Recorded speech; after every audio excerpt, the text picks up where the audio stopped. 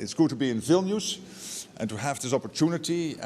As you all know, the NATO summit is coming up in about little over 3 weeks, very much focusing on defense spending and defense production. We know that the Russians are really reconstituting themselves at a rapid pace. We know there is a Chinese build-up. We know that China, Russia, North Korea, Iran working together.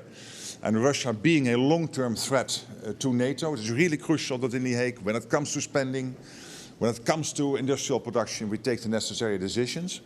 And of course, we will discuss Ukraine in The Hague, and also today making sure that Ukraine has what it needs to stay in the fight, to be able to bring this terrible Russian war of aggression against Ukraine to an end, which has to be lasting, which has to be durable.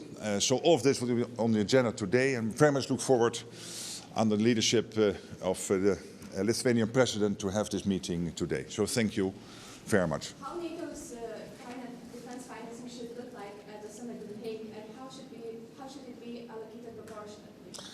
Well, obviously, this is something we are discussing now amongst allies, so I'm not mentioning numbers now, but I can assure you this all 2% we agreed in 2014 is not nearly enough to reach all the capability targets we need to reach, to fill all the gaps we have in our defense system. We can defend ourselves now against Russia, but we can't in 3 to 5 to 7 years.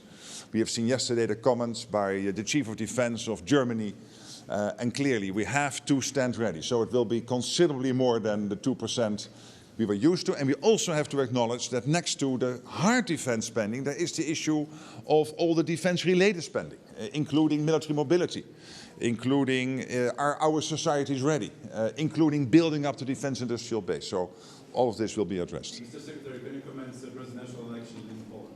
Yes, of course, I followed the presidential elections. It seems there is now a result, an official result, if I'm not mistaken. And of course, I want to congratulate the winner.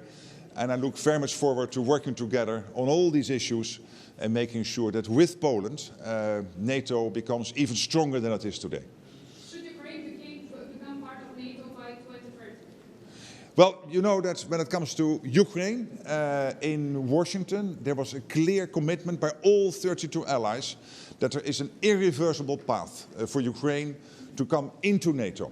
Not with an end date, not understanding this as part of a peace settlement, but clearly as a longer-term commitment by all 32 allies. And we are building that bridge as we speak, with the command in Wiesbaden, with in Poland, JTEC, which is capturing all the lessons, and of course all the other cooperation ongoing between NATO countries and Ukraine. Thank you so much.